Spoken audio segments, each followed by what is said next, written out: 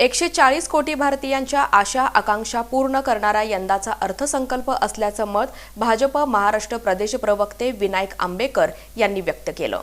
भाजपचे महाराष्ट्र प्रदेश प्रवक्ते विनायक आंबेकर हे सोलापुरात आले असता आयोजित पत्रकार परिषदेत केंद्रीय अर्थसंकल्पावर आपली भूमिका स्पष्ट करताना त्यांनी ही माहिती दिली। यावेळी पुढे बोलताना विनायक आंबेकर म्हणाले की केंद्रीय अर्थमंत्री निर्मला सीतारामन यांनी सादर केलेला हा सर्वसमावेशक अर्थसंकल्प विकसित भारताच्या दिशेने जाणारा मार्ग अधिक प्रशस्त करणारा आहे।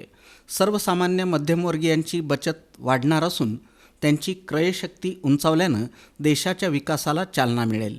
140 कोटी भारतीयांच्या आशा आकांक्षा पूर्ण करणारा हा अर्थसंकल्प असून विकसित भारताचं ध्येय सामान्य नागरिकच पुढे नेतील असा विश्वास विनायक आंबेकर यांनी व्यक्त केला।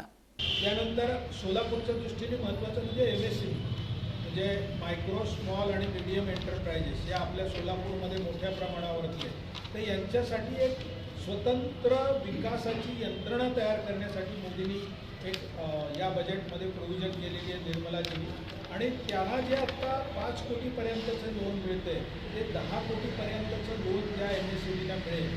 आणि त्यातले जे मायक्रो म्हणजे ज्याला सूक्ष्म उद्योग असं म्हणतात त्यांना केवळ त्यांच्याकडे उद्योग आधार नावाचं कार्ड आहे, या बेसिसवरती त्यांना काही कर्ज विशेष करून गव्हर्नमेंटच्या गॅरंटीतून मिळेल, त्यांना वेगळा गॅरंटर द्यावा लागणार नाही अशी त्यांनी योजना आणलेली आहे। आणि या सगळ्या लोकांना उद्योग आधार काढून त्यांनी गव्हर्नमेंटकडे त्यांचं रजिस्ट्रेशन कंपल्सरी केलं आहे आणि उद्योग आधाराच्या आधारे त्या उद्योग आधार कार्डच्या आधारे त्यांना वेगवेगळ्या सवलती दिल्या जातात। ज्यातली एक सवलत आहे की ही जी मीडियम स्मॉल उद्योग असतात ते कुठल्या तरी मोठ्या उद्योगाला ज्यावेळेला कच्चा माल पुरवतात त्यावेळेला त्या मोठ्या उद्योगाने यांची पेमेंट हे ठराविक दिवसाच्या पुढे थांबू नये म्हणून त्यांनी एक योजना आणली।